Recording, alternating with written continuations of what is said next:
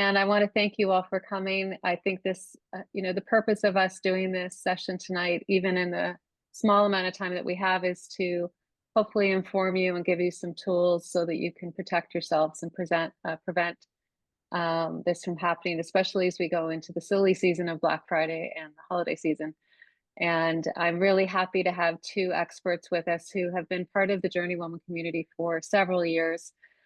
Tracy Breeden is actually on our Women's Advisory Council. She's a women's safety expert and was instrumental in putting technology in place at Match and Uber to protect women and other marginalized communities. So thank you, Tracy, for being here tonight, for everything you do for JourneyWoman to help keep women safe. Thank you, Carolyn. Excited to be here with you and with Paige and everybody who's joining us. And Paige Hansen, some of you might remember we did a few cybersecurity webinars last year.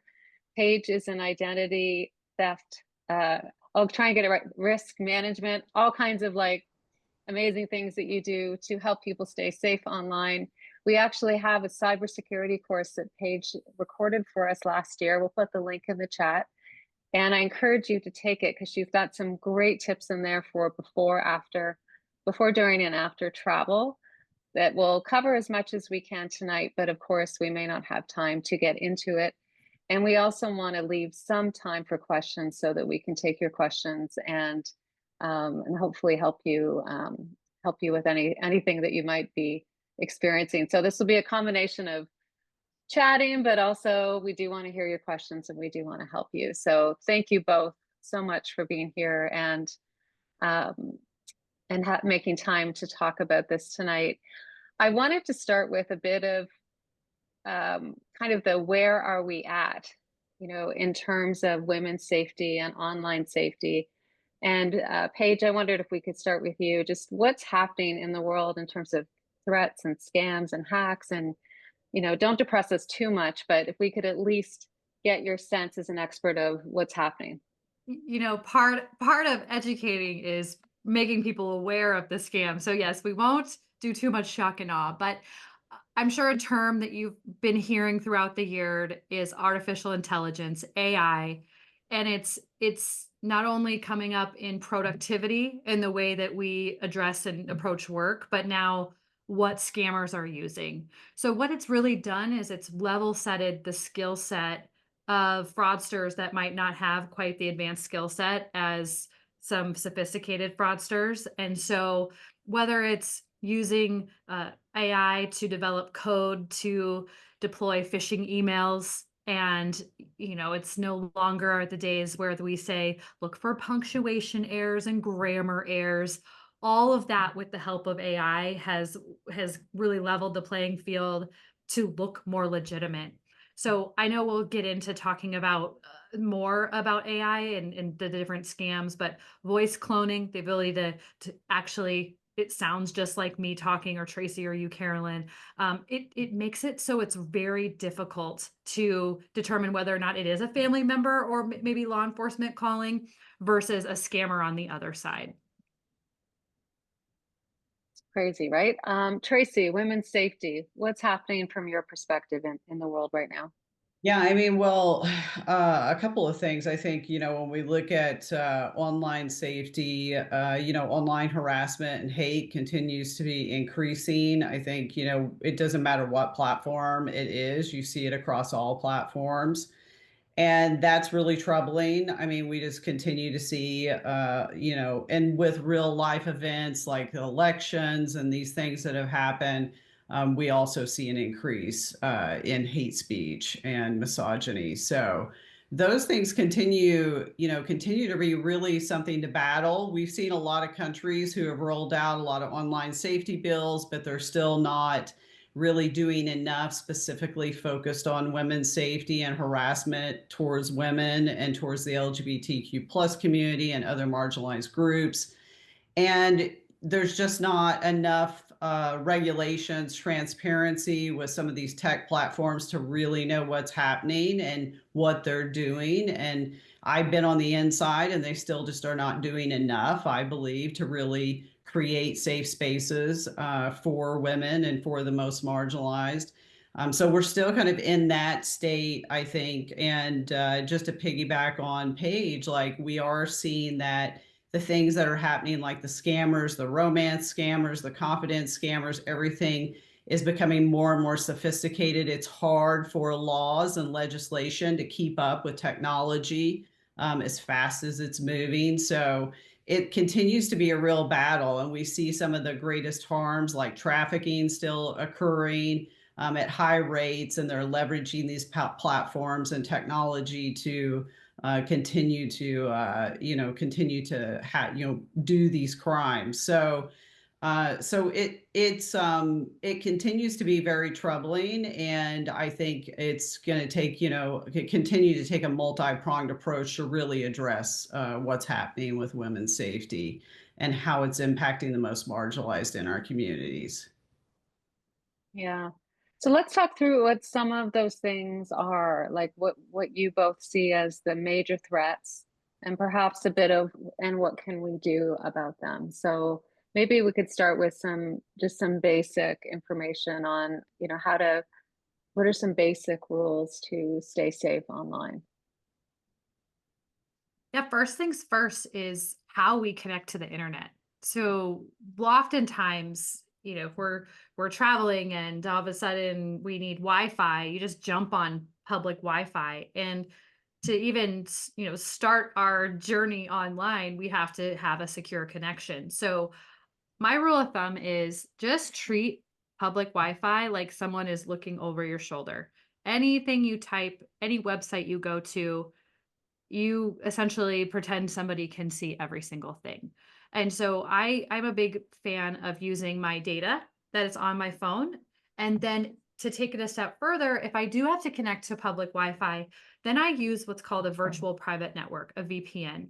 It's either something that is enabled in your device, or it's a third party product that you would download. um, you're ranging from $5 to $20 a month for that sort of protection. So it just depends on how much you're using on getting public Wi-Fi, or transacting or getting on the internet outside of maybe your home and work and place of employment. And then the second thing, and you might hear this all the time, is passwords. How many of you, and it's so hard and it's okay, and we're not shaming you, but use the same username and password for about every single site. And I'm going to lump in say same username and password as the password, but you just use a number at the end and a different number at the end. That's essentially like using the same password. So using a password manager, for me, it's been really helpful, because now instead of trying to remember all of these different passwords for all these websites, then I have my password manager that ends up being extremely helpful. And then the last thing is just low hanging fruit, is making sure you're using what's called multi-factor authentication. Something so that's your password. Something you have, that's going to be your biometrics, either your finger, your face, something like that. Those are multiple factors of authentication to say, yes, this is the owner of this account. They can now have access to this account. And so those three things combined lower your vulnerability for even getting online and using your online accounts. Super. Yeah. Tracy, your thoughts? Yeah, a couple other things I'll just add to what Paige said is, if you're out there traveling and you're doing these things, if you can, just stay offline. Don't even be online. We tend to be, particularly our groups, we tend to be out there putting everything online, doing live feeds, showing people where our locations are, how great our hotel looks, and we're putting too much information out there, which can really set us up to be targeted.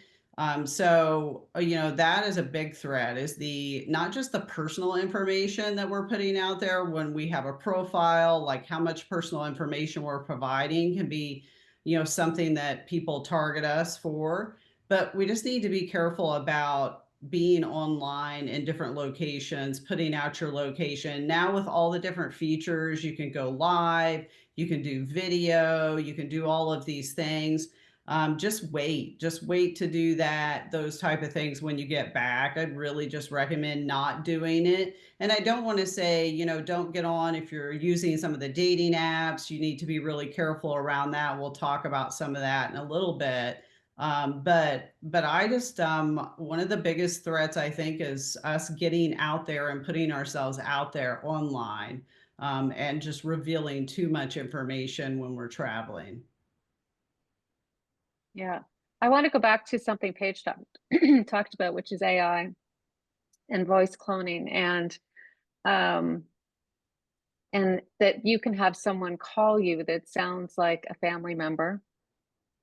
What is a way to put an end to that, or what is a way to manage that? Well, Excuse me. first thing is one, acknowledging, yes, it is going to be scary because you think that a family member is in trouble. And so acknowledging that your adrenaline is going to rush, you're going to want to seek a solution, and they're going to put you in a situation where you have to make a decision right away. If you're talking about the life or death of your family member, or someone's in trouble and all it takes is to wire money or give them your credit card number, you're going to do what you can. But realize that this is a very common and the most common tactic in when trying to extort money from people. So one of the first things you can do is hang up. Even if they've spoofed the number of your grandson or somebody that you know, hang up, call them back. That can put an end to something very quickly. Also, if you think, I'll just use the example of that you think it's let's say your grandchild, you can hang up and call their parent because they're going to use every tactic. Don't tell mom and dad. They're not supposed to know that I'm here. You're the cool grandma. You're the cool aunt and uncle. Mhm. They're going to use all of those tactics to pull on whatever heartstring they can.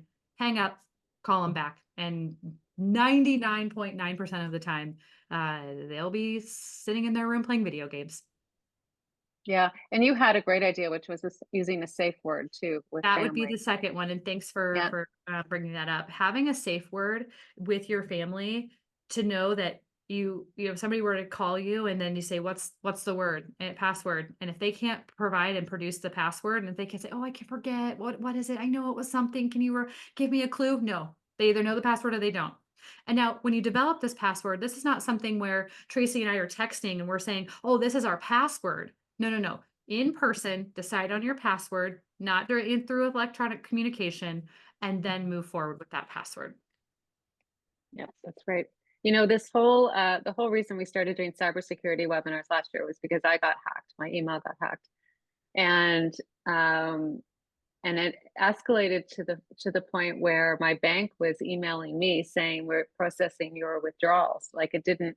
That's where it got to, and of course I was almost beside myself trying to understand how this had happened, and I wasn't in Canada. What are some tips you have for people when we're traveling, when we're out of the country? What are some things we can do to prepare for our travel so that that kind of thing doesn't happen? I mean, 2FA is definitely one of them, but are there other things you'd suggest? Yes, you can always put an alert with all of your accounts to say that you'll be traveling. This is one of the things that lets credit card companies or even banks know that if it's a suspicious type of purchase or withdrawals, that they can even shut the account down sooner.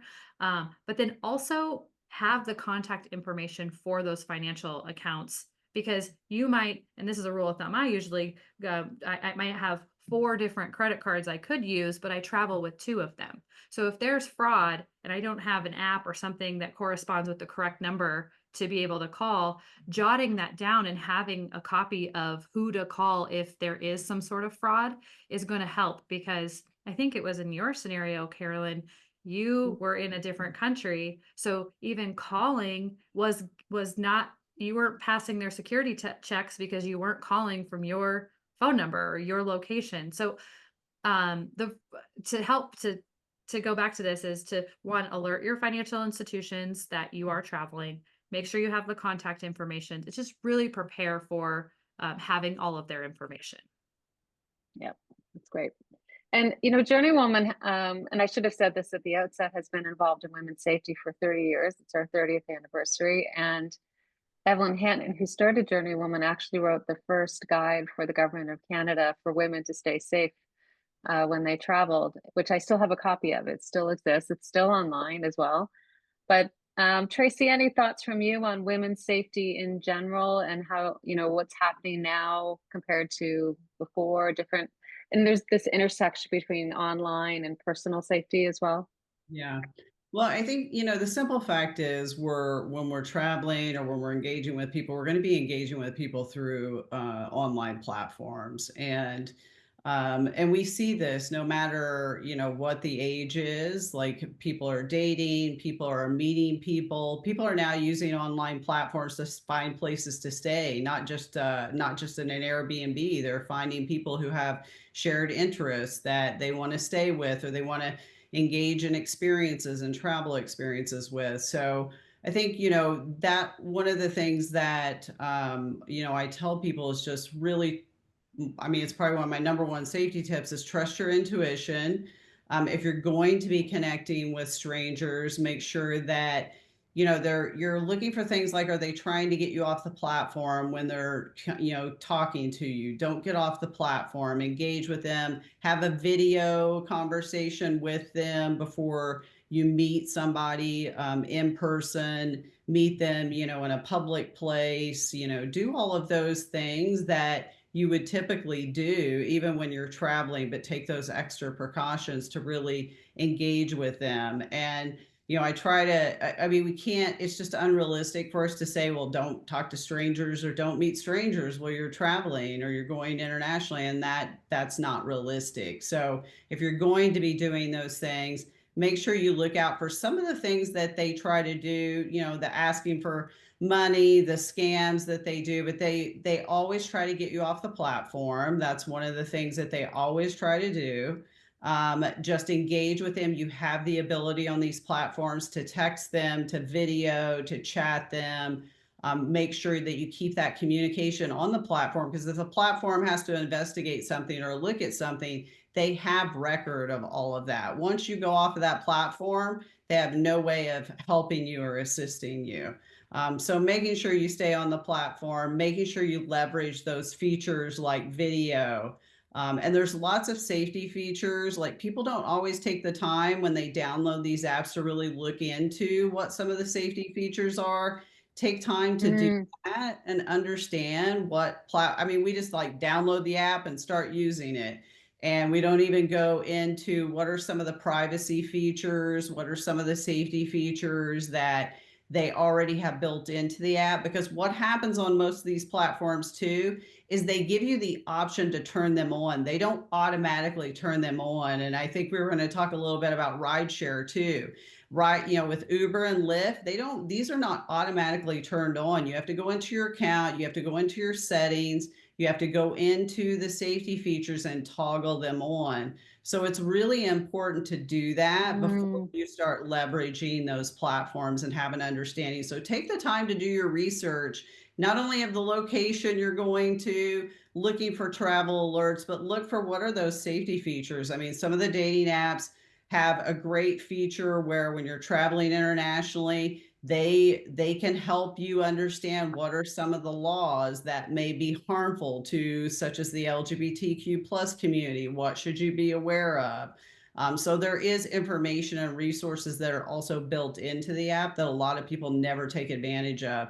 When we did our research, even when I was at Match Group, we had 15 different dating apps. It was less than a very, very low percentage of people actually going into the safety center and educating themselves on the safety mm. of the app. So I won't throw out the number, but it's super low. People need to take the time to really go in there and utilize those and leverage what's in the app.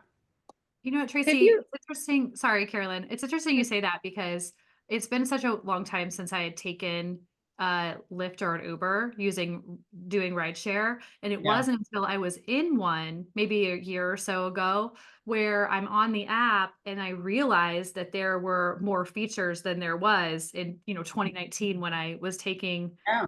rideshare more often.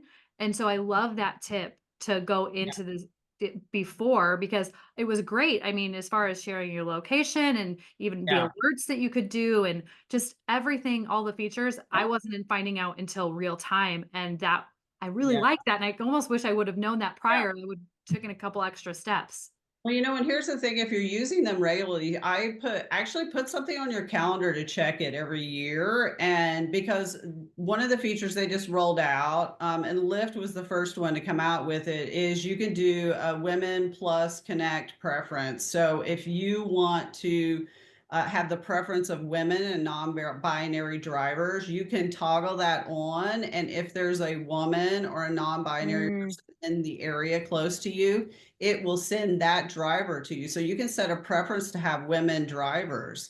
And a lot of people don't know that, but you have to go in and you have to choose your gender in order for and to really set that preference to even be able to leverage that feature. And that's a brand new feature that just came out this last year. And so there's always something new coming out too that you just miss. And it's like, oh, I could be using that. And I didn't even know it existed. So I Right. think also just setting something on your calendar to regularly go in. You don't need to go in for every app. But if you're like me and you're using Uber every single week practically, or every other week, and you're using it in travel, you should really like check up and see, okay, what are the new safety features? And it's always in those safety sections within the settings. And there might be a new privacy setting, something else where you can control that.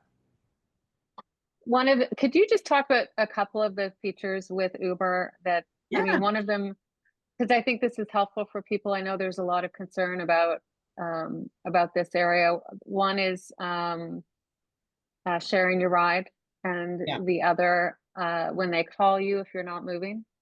Yeah, yeah. So a lot of these features, I actually set up and my team created, and so it's exciting to know that these features are there and that we had that kind of influence. But yes, you can go in and you can set a couple of things. You can set trusted contacts. So let's say you have 3 trusted contacts. You should set those up because that makes it easier to share your trip with them. It'll pop up and ask you if you want to share a trip with them when you do have the trusted contacts set up.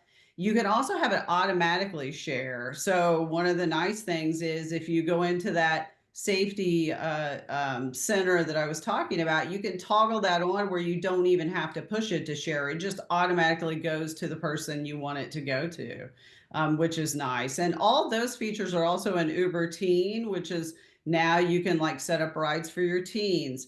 The other thing is audio. You can toggle it on where it will automatically record the audio in the vehicle that you're in every time you're there. I would have that on every ride. You should have your audio Mm, on being recorded. So they also have a pin. So how to identify that you're in the right Uber. You should always have your pin toggled on. So when you order or you request a ride, it will basically assign a pin number to that ride, and that driver cannot go forward and you can't go anywhere until they enter that pin. So you'll know that you're in the right Uber. Some of the other features that have been put in place is they're all GPS tracked. So if an Uber goes off and they go into an area or they go off of what kind of would be the general Google Map area to get to your location. If they go off of that area, it will notify Uber. And so they might send you a message that asks, how's your trip going? Or if for some reason your vehicle comes to a stop and it stays in one place for what would feel like not, a short amount of time, it'll send you a message to ask if your trip is going okay. You can also, this is an important one. A lot of people were concerned we had the 911 or emergency button. It's 911 in the US, it's other, numbers in different countries, but there's the emergency button where you can contact emergency services. And when it first came out, you had to call. Now they have it where you can actually chat that to Uber customer service. If you're in the back seat and you're very concerned about actually getting on the phone and saying, hey, I feel uncomfortable in this Uber. So you can do it, privately. So there's a lot of great features like that. And many of those, like I said, like the audio, the pin, the trusted contacts, all of those things you have to set up yourself. And you have to either toggle on or toggle off. And so it's important to go in there and do those. But I think those are some of the most important ones. And I do like the audio feature. That's a newer feature, and having that on where all your rides are audio recorded is important, I think. Mm. Tracy, is that audio file then stored within the app or within your audio of your phone? It's Uh, actually stored within the app. I don't believe okay. it's stored within the audio of the phone. So Okay. you would have to contact Uber to actually get access to that audio. But that's basic. And I'm not for sure with laws how long they actually keep the audio. I don't think it's Mhm. kept for too long. So if there was something and you were very concerned about your ride, you should report and provide feedback pretty quickly. The other thing I want to Mm. reassure people is if you provide feedback, you think, oh my God, but this person will know it was me. They are very cognizant about being very careful about how they reach out and gather information. So not to notify that person or they think that you have reported them. They also are very thoughtful about the timing and how they do that. So I don't want people to feel like, oh gosh, if I did it right away, this person would know it was me. That's not the way they approach it. So, Mhm, mhm. One of the things I was going to ask about is the amount of misinformation that we see online, and how you can even tell if anything is true anymore is becoming less evident when you see videos and reels and photographs and news articles. And it's very hard to tell sometimes, is that actually a real thing, or is it being generated by AI? Is it part of a scam? What's your take on that? Well, my take is does it seem like something that could really happen? I mean, you just go with your gut feeling first. Like, does it seem off to you? I mean, that's going to help get you there a lot quicker than almost some of the identifying things we used to say, and it's still true for some AI. But when in AI generated images, AI wasn't the best at hands, so you would see hands that kind of had maybe two fingers versus five, or words in the back were kind of messed up. So if it was trying to say identity theft seminar, it would be like identity sem, or something. It would just kind of be weird. But now, of course, the AI every single day is getting better and better. So there are platforms. Yes, the more mainstream AI tools aren't quite there yet, but there are smaller companies that are really working on to be able to get images better. So now, so hands and words that we originally were to say, or the mouth isn't quite matching up. It's you almost can't tell. So I like to go with your gut first, to really identify, or to start with at least. So that just seems a little too unreal, and then going from there. Um, let's talk for 1 minute about identity theft, perhaps, and how that can happen. And then I think we should take some questions, and maybe we can do a little counseling with anyone who's experiencing a scam. There was some at the very beginning of this webinar that we heard about that maybe we want to come back to, but I just want to make sure we are clear. The passwords you talked about, the 2FA, is there anything else, knowing like how epidemic this is getting? Well, it is epidemic. Identity theft is, I read something the other day, is at an all-time high. Imposter scams are at an all-time high because of the amount of information that we're providing out there about ourselves. One can be scraped now with AI so easily. I did an exercise the other day where I asked AI to tell me something that I didn't know about myself. Now, it was very kind. It said that very nice things about me. But how do you think they got that information? Scraped every social media and website out there to determine things about me. So identity theft. Here's the way we have to approach things: is one, if it happens, similar to what Tracy was saying about something going wrong and maybe a ride share, you need to report it immediately because you need to establish yourself as a victim. The services are going to be different in every country, but in the US, there is identitytheft.gov or your local law enforcement. Local law enforcement can actually apply to pretty much any country, but there are fraud centers in other countries as well. But you might be turned away, and be prepared for that, because there are going to be law enforcement agencies that say, nope, this didn't happen here. You need to go to where it happened, or this is outside of jurisdiction. Nothing's going to happen if we report this. But you know what? You need the number. You need to establish yourself as a victim, because if it happens down the road and you need to reference something to say, actually, in 2006, this happened, you need that documentation and that trail to say that you've reported it and it's been an ongoing issue. And so, one, if it happens to you, make sure that you actually are reporting it. And then two, similar to, Tracy, as far as you're saying, don't overshare. When we're online and we're on social media, think about your profile. Your profile, when it's public, can be anybody is seeing your pictures. Not only your pictures, but the pictures of the people that you post, your friends list.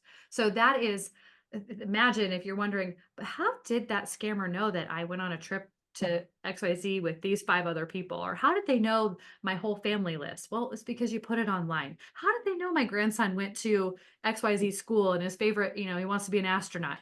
Because you posted his back to school photo online.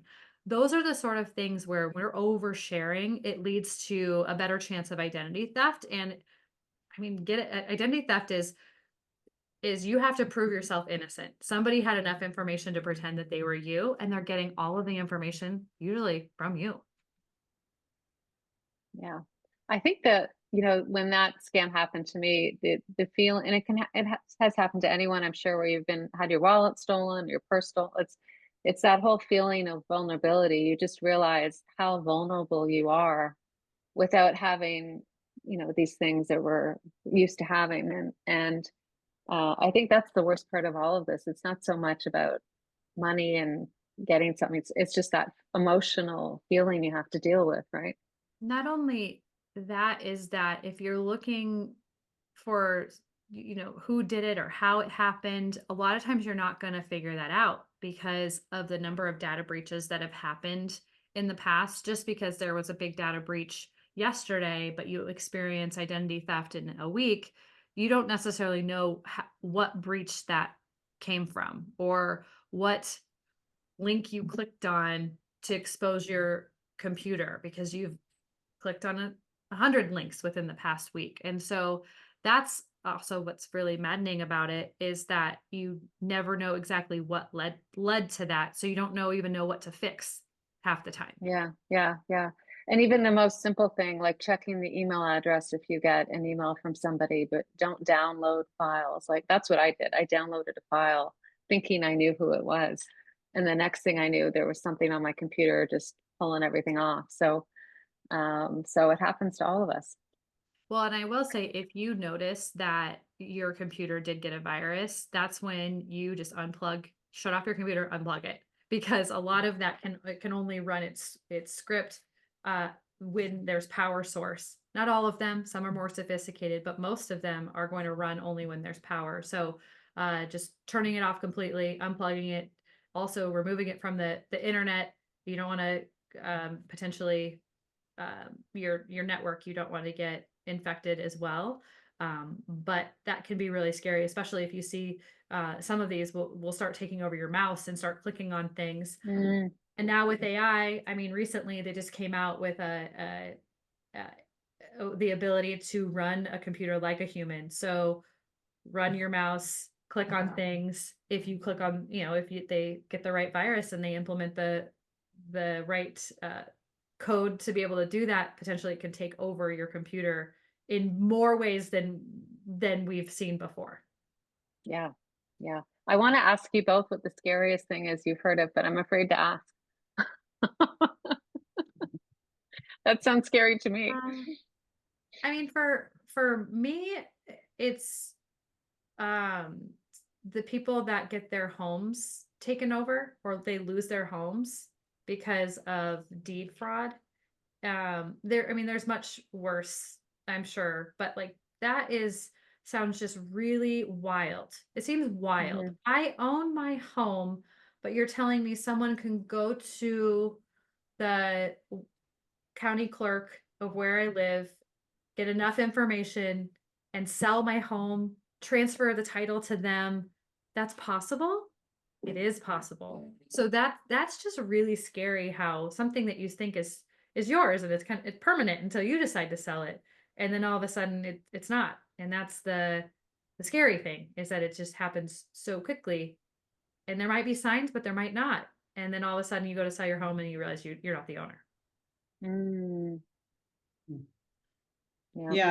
Yeah, I've seen way too many scary things, I think, too. I think I would just shift it to, I think the most troubling thing for me is the harm that is happening to people, and particularly to women in marginalized communities online, and whether it's a romance scam or it's hate crimes, it's just heartbreaking. And I just want people to know that it's not your fault. It happens to people. That's one of the things with the romance scams. People deal with so much shame and guilt around it. It's not your fault. We all make mistakes. We all fall for, I don't think there's very few people that haven't been scammed at some point.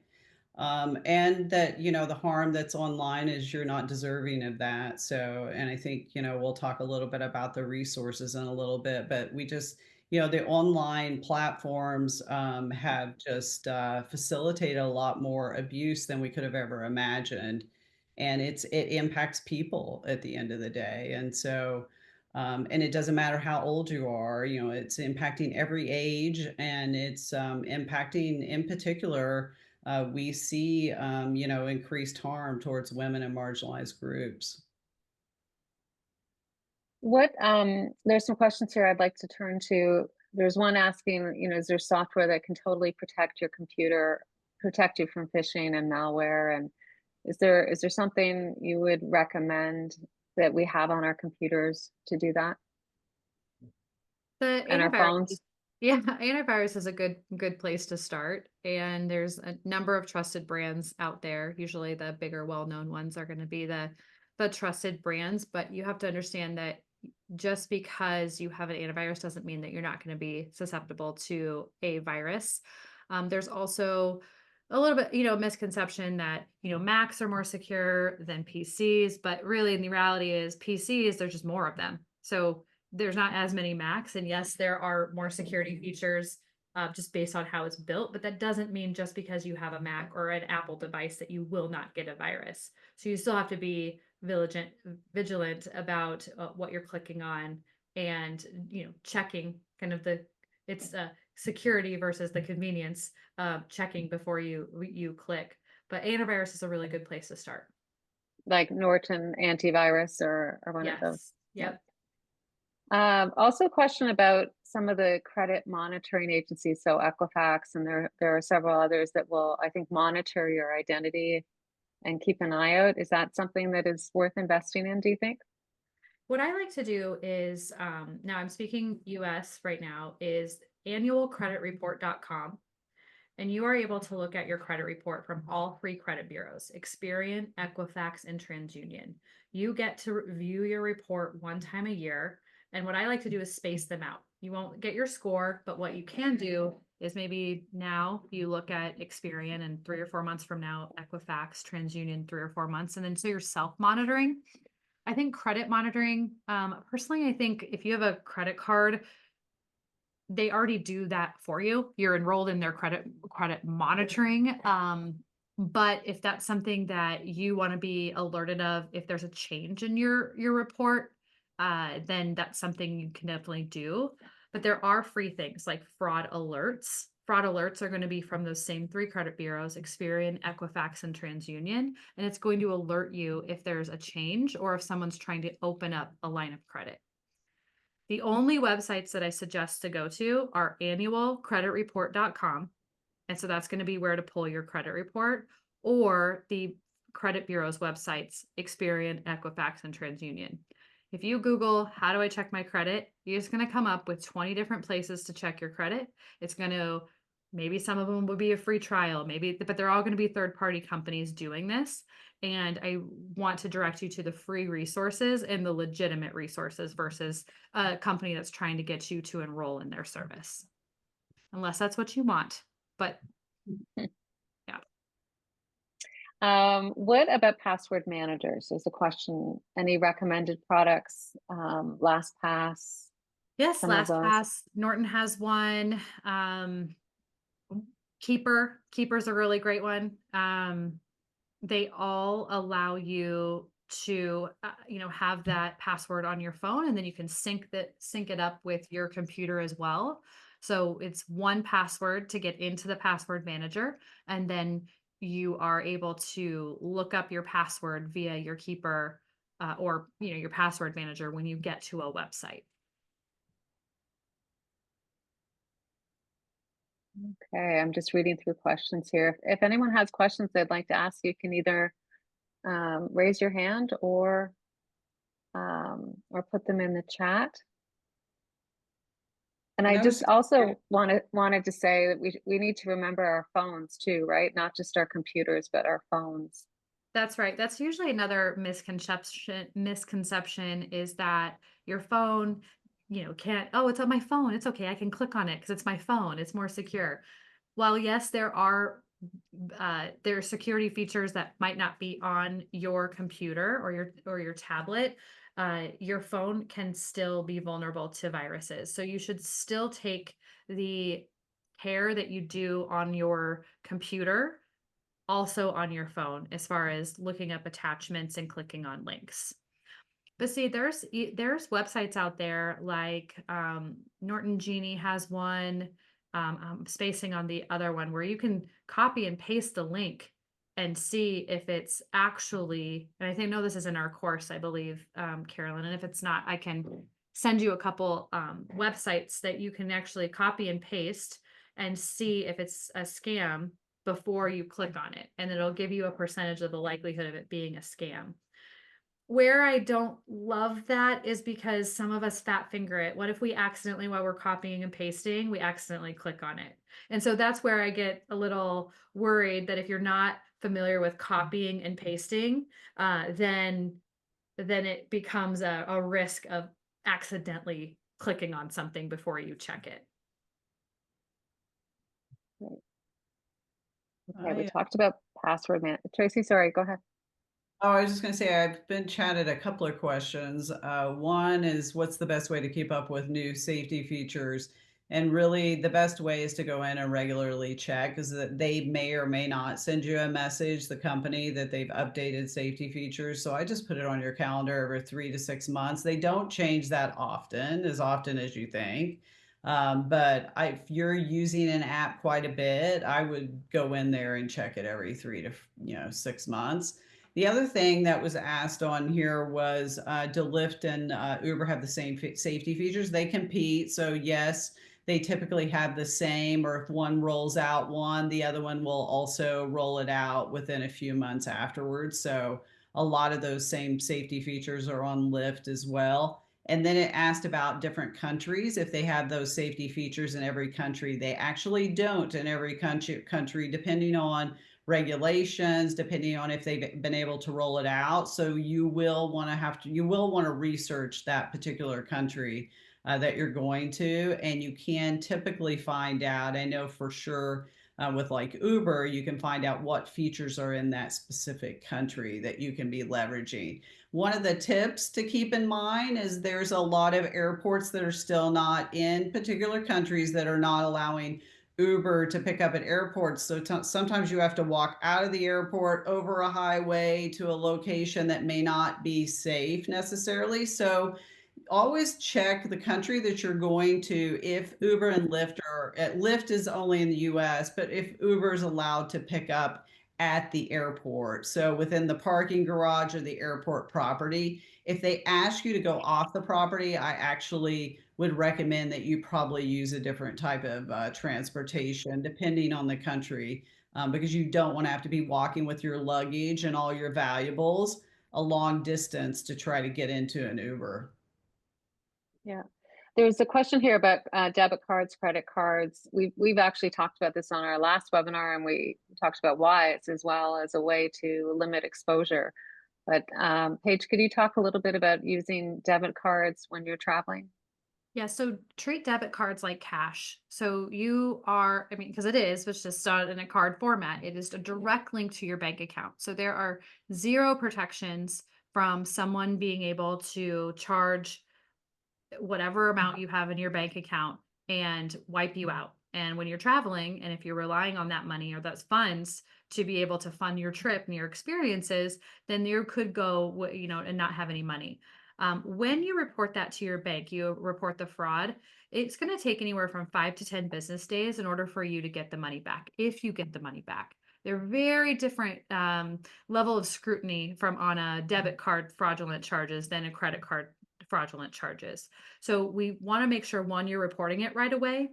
But credit card gives you a layer of protection because you're not spending your money. You're spending the credit card's money. And then you are paying the bill later. And so you have 60 days to report the fraudulent activity. So when you're checking your statements, and I highly recommend you check your statements before you pay your bill. When you pay your bill and you notice a fraudulent charge afterwards, it is harder to get your money back, because when you pay your bill, you click that little checkbox that says, I acknowledge and that all of these charges are mine. And then so being able to then go back and get reimbursed makes it really hard. So use your credit card, because if there's fraudulent charges, one, you have 60 days to report the fraudulent activity. Two, they usually they reverse the charges while they do their investigation. So you still have your entire credit line. And then generally you're not liable for anything. So that is definitely a layer between you and your money that you 100% want when it comes to fraud. And a prepaid credit card like Wise, that's what I usually use, Yes, because I only have a certain amount available on that. I load it up for whatever currency I'm in, and I only have that available, and that's it. I love that. Yeah, Wise. And then I also like the fact that there's an app that you can keep track of everything as well. Also, I do get questions. What if I use my debit card, but I run it as credit? That is still a debit card. So you're still spending your money, even though you run it as credit. That's not a credit card. A credit card will be an actual card that you have issued as a credit card. That's not a debit. Mm, great. I saw on the news last night some discussion of eSIMs, and the journalist was not sure about eSIMs and whether they were safe or not. Now, so I'm talking about the app that you use instead of the physical card that you're putting in phones. Do you have a view on that? I don't. I need to actually learn more about eSIMs. I know that the SIM card itself, there's SIM card switching, and there's a chance, and you can still do that with eSIMs as well, where they essentially are stealing your SIM and transferring it to their phone. So, from just high level, without digging too deep into eSIMs, is that you want to make sure that you have a PIN number or a password on your SIM card, because that makes it so if somebody calls into your phone provider, that they can't have, the name, social security number, date of birth, that's part of pretty much every single breach, and just be able to transfer your phone SIM to their phone SIM. Because think about what we get via text message. We get the two-factor authentication alerts a lot of times, that 6-digit numbers or 5-digit code to be able to access our online accounts. That's the benefit of them transferring one SIM to another. So having that password, and you get that, sometimes you can set them when you log into your phone provider's website, or sometimes you have to call and set that verbally with the phone agent. Right. I want to spend a minute on resources, because we wanted to make sure we shared some resources for all of you, whether it's women's safety related or cybersecurity related. Tracy, do you have some you'd like to speak to? Yeah, and real quick, there was just one question about romance scammers. I want to touch on this one because it's a really important one. A lot of romance scammers and confidence scammers are real people. They're using their real profile photos. They're very brazen, because somebody was like, well, if they do a video, or they're probably a fake person, or they're using fake photos. That's not the case. Majority of them are real people. They're using their real photos. They will get on video with you. They will also meet you in person.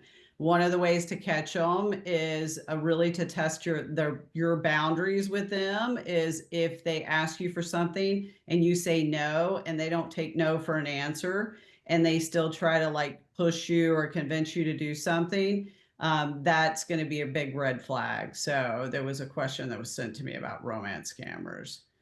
Mm, And then resources, for when you're traveling, I still think, and it's one of the only ones out there, that the No More Global Directory, and I know we've got that, Carolyn, in one of the articles too. But if you go to nomoredirectory.org, No More is an international gender-based violence organization that I've worked with exclusively for a long time, and they do such good work, and they put together a global directory which they keep very much up to date with all the very much focused on women and the LGBT community. There's hotlines, gender-based violence organizations all around the world. They have just about every country. I think they're only missing 2 or 3 countries in the world. And those are great resources to have, because you may be a member of a community that's not comfortable in reporting to police. Police in a particular country may not be a group you want to report to, because many are corrupt. So you may need support in a different way, specific to your needs. And so those organizations are out there and available. They're also good organizations to get information about the state of affairs, what gender equality looks like in that particular country, what is the LGBTQ plus community facing, those type of things. You can find out information usually through those groups and through their websites, and that can be really helpful to you as you're also doing your research. And some of the organizations I was going to mention also ILGA, which has their world maps that you can look at, and you can see what countries where it's still criminalized to be a member of the LGBTQ plus community. So those are things that you really want to look into and do your research before you go. And even looking to see, like I said, what is happening in that particular region, with women and with other marginalized communities, and how are they being impacted.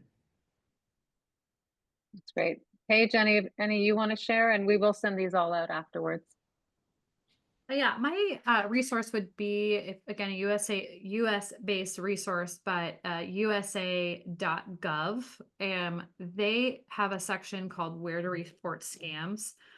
I like this because it actually asks you about the scam and how you were, if it's identity theft or cybercrime or online crime, and then we'll direct you to the right resource. Otherwise, it's me sitting here spitting out 10, 15 different resources. But if you go here, the USA.gov first, then it's going to then direct you to probably the 10 different resources that I recommend, but it's going to be specific to your crime, which is going to save you time. Though that reminded me too, one other thing to mention as a resource is use the platform as a resource. So make sure that when you're thinking about who do I need to report this to, make sure you're also reporting this if the scam happens on a platform that you're using, or a person has harmed you. Make sure you're also reporting to the platform, so that they can take action on that particular profile. Awesome. We have a lot of cybersecurity articles on our website. We're going to send them all out to you after this, along with some of the tips that have been talked about here. So we will provide all of that to you. We're going to do a little draw for Shapani gift certificate, which Shapani makes RFID bags, which we think are really cool. They're able to protect your identity or your passport. And I think we're going to spin a wheel here and see who might win today's prize. I believe it's a $250 gift certificate for Shapani products. And we also, on our website, I think there's an article in the chat. We have a list of Shapani products, and you can get 10% off if you take a look at the website. So is there a Heather here on the call?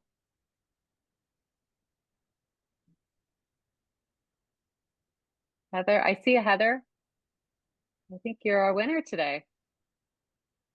Are you? Okay, well, I see Heather, so I think she's here. So congratulations. and we will email you afterwards with the coupon to purchase the Shirkani product.